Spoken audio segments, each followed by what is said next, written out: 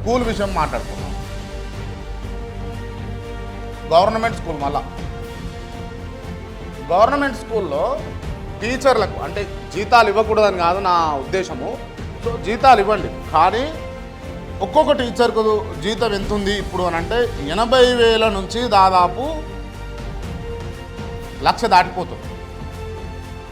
కానీ విద్యార్థులు ఎంతమంది ఉన్నారు అని అంటే నాకు తెలిసి 30 మంది, 40 మంది, 20 మంది.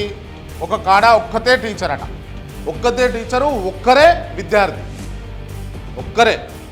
వీళ్ళకు కూడా ప్రభుత్వం వెచ్చిస్తుంది.